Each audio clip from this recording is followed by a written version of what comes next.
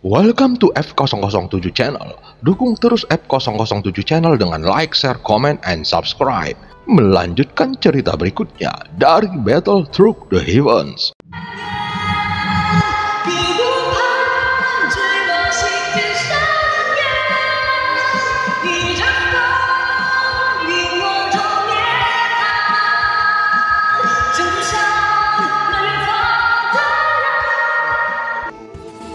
Selamat beraktivitas dan terima kasih atas dukungannya selama ini.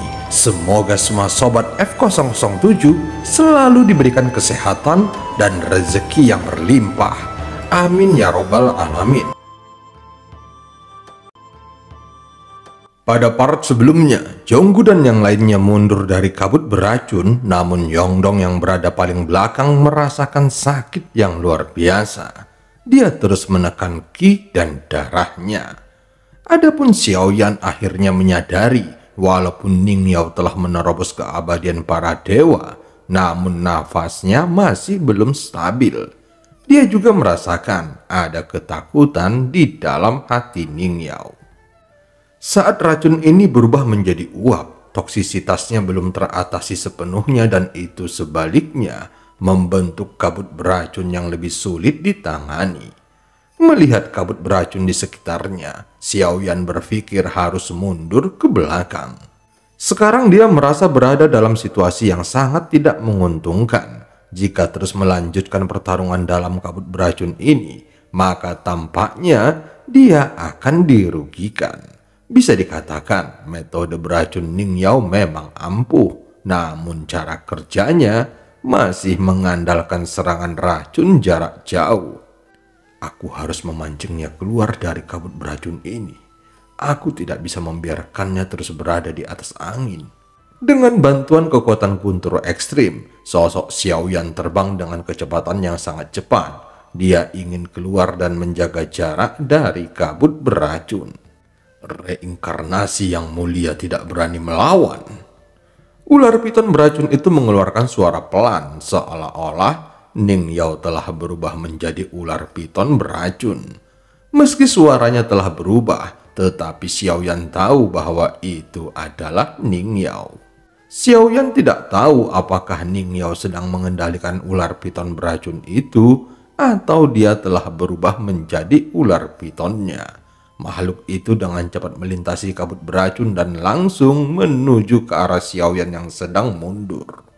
Sementara itu Jonggu dan lainnya yang sudah berada di luar kabut beracun hanya mendengar suara teriakan. Namun saat ini mereka samar-samar bisa melihat sesosok tubuh yang bergegas keluar diikuti oleh seekor ular piton beracun berwarna hijau kebiruan. 7 langkah dewa pembunuh.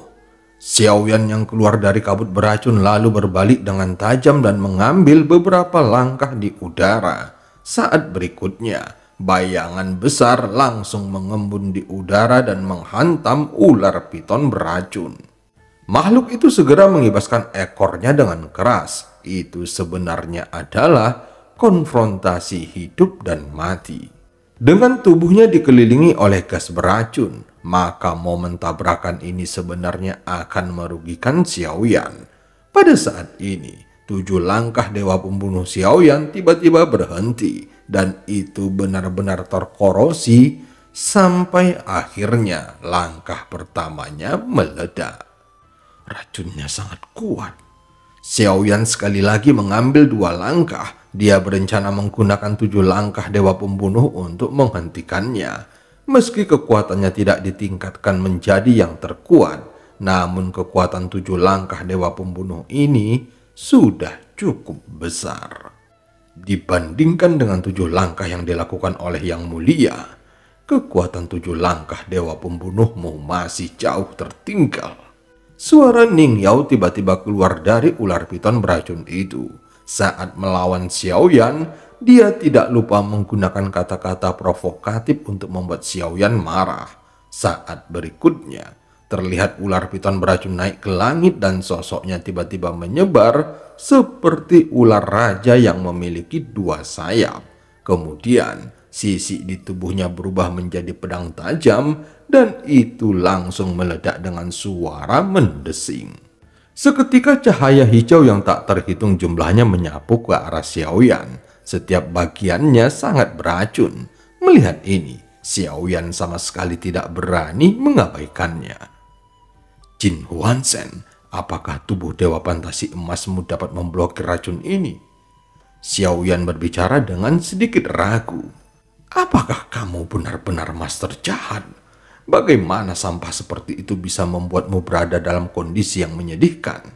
Jika itu aku, maka aku bisa menghajarnya hingga berkeping-keping hanya dengan satu telapak tanganku. Jin Huanzhen menjawabnya dengan nada suara marah. Ini hanyalah avatarku. Jika tubuh utamaku ada di sini, makhluk itu juga sudah hancur berkeping-keping. Xiaoyan berkata dengan marah, bagaimanapun dia juga tidak mau direndahkan oleh Jin Huanzhen. Jadi kamu kurang percaya pada tubuh fantasi emasku? Kamu seharusnya ingat, aku adalah kepala dari 3 dewa klan dewa asli, dan tidak mungkin kekuatan semacam itu dapat memasuki tubuhku. Jin Huanzhen tidak mempertanyakan Xiaoyan. Bagaimanapun, tanda master jahat di antara alisnya sudah cukup untuk menjelaskannya. Sebenarnya apa yang kamu lakukan dengan avatar lemah seperti ini? Apakah kamu ingin merasakan buah pahit dari berlatih kultivasi?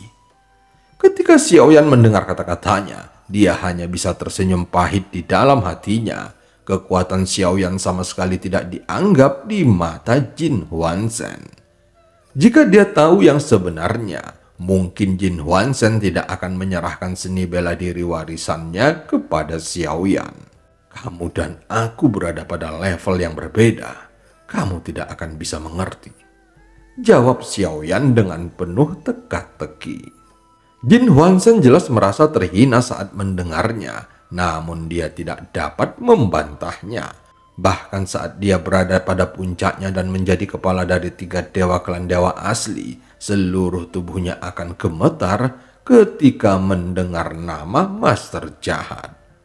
Lagi pula, dia pernah dikalahkan oleh master jahat sebelumnya, dan pastinya dia tidak ingin melawannya lagi untuk yang kedua kalinya. Saat pertempuran itu belum dimulai, Jin Huanzhen penuh percaya diri. Namun dalam waktu kurang dari setengah batang dupa, wajahnya ditampar oleh master jahat. Tentu saja bagi Jin Huanzhen itu adalah rasa malu seumur hidupnya. Setelah kejadian itu, Jin Huanzhen membantai semua orang yang dilihatnya di sekitarnya, hingga dia memutuskan untuk menghabiskan ribuan tahun mengasingkan diri. Baru setelah menerobos lagi, dia keluar dari bayang-bayang yang ditinggalkan oleh master jahat. Setelah mendengar jawaban dari Jin Huanzhen, mata Xiaoyan tiba-tiba menjadi tegas saat menghadapi sisik beracun yang menderu-deru. Xiaoyan tidak lagi mundur, tetapi terus maju. Saat berikutnya, sosok normalnya tiba-tiba berubah menjadi 1000 kaki. Jika diperhatikan, tampaknya ukurannya lebih besar jika dibandingkan dengan ular piton beracun. Terlihat tubuh besarnya langsung tertutup warna emas, seolah-olah emas itu terkandung di bawah kulitnya. Ditambah dengan ukuran tubuhnya yang seolah-olah mampu mengguncang dunia, Xiaoyan tampak seperti dewa yang turun dari kayangan. Xiaoyan segera mengangkat tangannya dan meraih ular piton beracun itu.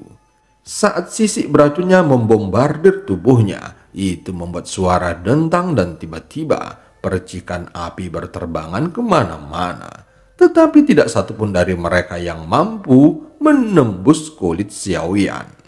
Di bawah kekuatan guntur ekstrim, pergerakan Xiaoyan sangat cepat. Dia segera menangkap ekor ular piton beracun itu, lalu memegangnya.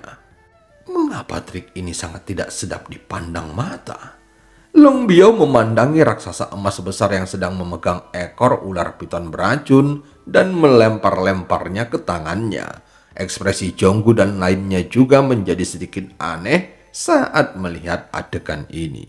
Segera Xiaoyan membantingnya ke tanah. Seketika sisi ular piton beracun meledak. Xiaoyan segera menangkap kedua ujung mulut ular piton beracun, lalu merobeknya dengan keras hingga terbelah dua. Ular piton beracun itu langsung meledak. Daging dan darahnya yang penuh racun segera berserakan ke sekitarnya. Xiaoyan segera mundur dengan kasar, dan pada saat yang sama, sesosok juga muncul dan melesat ke belakang. Sosok yang sedikit memalukan itu tidak lain adalah Ning Yao. Setelah beberapa saat, Ning Yao segera menstabilkan tubuhnya. Tampak aliran darah mengalir dari sudut mulutnya. Dia segera menatap dengan muram raksasa yang seperti menghalangi langit dan matahari di depannya. Ini dewa asli. Segera sosok besar Xiaoyan berubah menjadi bentuk normal. Dalam sekejap, penguasa berat Suan terkondensasi di tangannya. Sudah waktunya untuk mencoba teknik tebasan Qian Qiu yang baru saja kupelajari. Sambil tertawa, seluruh tubuh penguasa berat Suan berubah berwarna merah yang terbungkus dengan guntur dan api. Xiaoyan menarik nafas dan menghembuskannya, kemudian menarik telapak tangannya. Keterampilan bertarung ini benar-benar berbeda dari keterampilan penguasa berat Suan sebelumnya. Ini adalah transformasi dari ilmu pedang, namun pada intinya tidak banyak perbedaan. Bagaimanapun, penguasa berat Suan dan pedang itu sendiri memiliki bentuk yang berbeda, tetapi memiliki tujuan yang sama. Tebasan pertama mempunyai arti memotong dan sudah ada aturan yang tersembunyi di dalamnya. Apakah itu kuat atau tidak? Itu semua tergantung pada pemahaman Xiaoyan tentang metode penguasa berat Suan.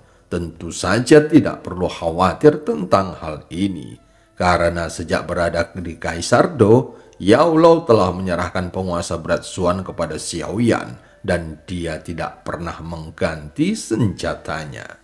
Dengan satu kakinya, momentum yang ditampilkannya seperti sedang memegang seluruh kekuatan di dunia, dan dia segera menuju ke arah Ning Yao. Melihat ini, mata Ning Yao tiba-tiba menjadi fokus menatap bayangan penguasa berat Suan yang menjulang tinggi, seolah-olah kekuatan langit dan bumi datang untuk menghancurkan dirinya. Aku juga memiliki keterampilan bertarung tingkat kuno. Dan cerita pun berakhir. Sampai ketemu di part selanjutnya.